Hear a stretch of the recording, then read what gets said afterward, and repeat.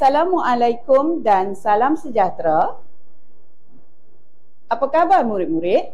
Cikgu doakan semoga murid-murid dalam keadaan yang sihat dan sejahtera. Pada hari ini, saya, Cikgu Sharifah Rusnah binti Syari Ali bersama-sama dengan Cikgu Muslihah binti Mak Desa dan Cikgu Siti Nur Hafizah binti Mansur dari Sekolah Menengah Kebangsaan Sungai Pasir akan memberikan bimbingan berkaitan dengan bagaimana untuk membina perenggan pendahuluan.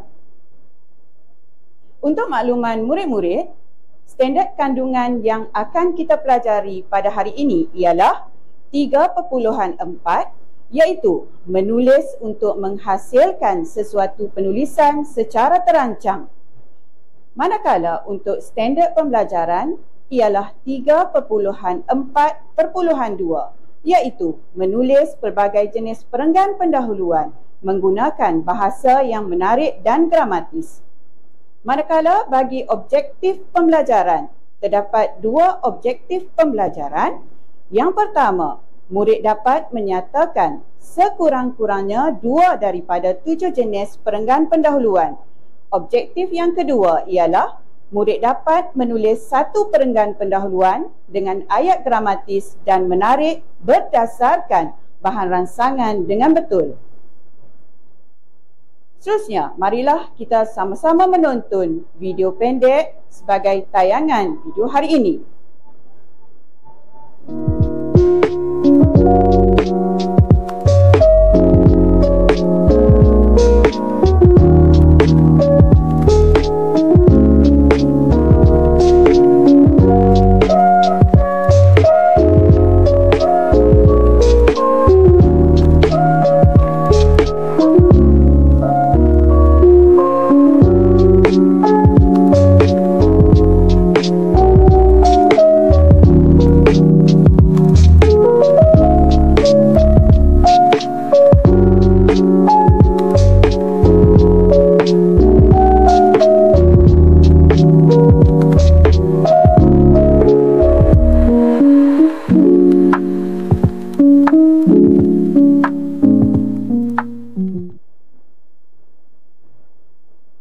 Menarik kan video tadi?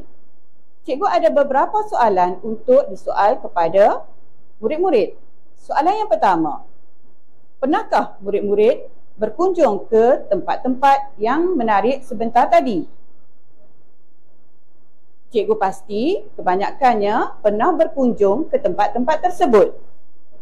Soalan kedua, apakah yang murid-murid nampak dalam video sebentar tadi?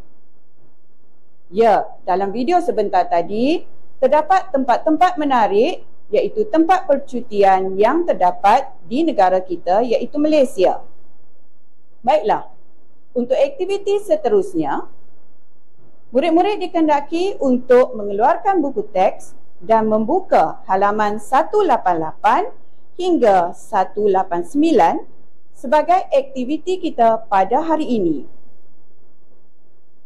Murid-murid, sila lihat maklumat yang diberikan dalam kedua-dua halaman tersebut.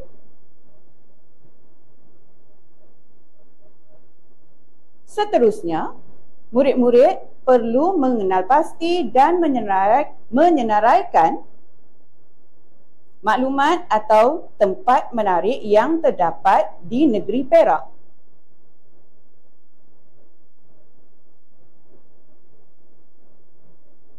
Jawapan murid-murid semuanya betul.